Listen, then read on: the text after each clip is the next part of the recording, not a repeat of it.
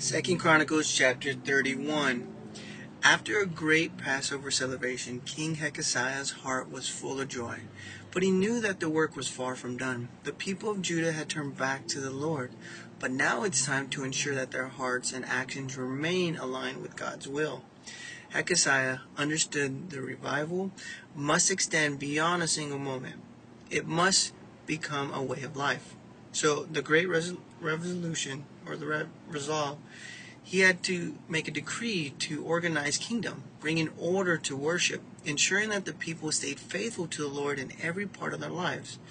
To all priests and Levites, you are to serve in the temple and fulfill your duties. Clean yourself and dedicate yourself to the Lord, for this is a holy task, Hezekiah declared. He had seen the transformation come from turning back to God, and he was determined to see it continue. The priests and Levites responded eagerly. They began to purify themselves and concentrate the temple. With careful hands, they arranged the offerings and sacrifices, preparing the regular worship and maintaining the altar of God.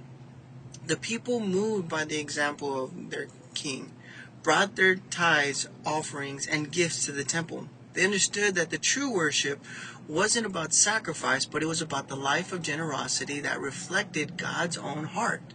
Hezekiah had restored the temple, but now the people had restored their hearts. Their collections of gifts was so abundant that Hezekiah and his officials had to set a storage house to store the offerings. They had more than enough to sustain the temple and provide those in need. The generosity of the people mirrored the goodness of God, and were all full of worship. Hezekiah continued to encourage the priests and Levites to do their work with joy and reverence.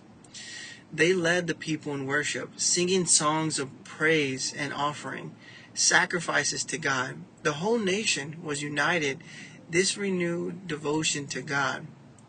The story of Hezekiah reaffirming teaches us the true renewal comes from not seeking only God's presence, but also to commit living the life of obedience and generosity.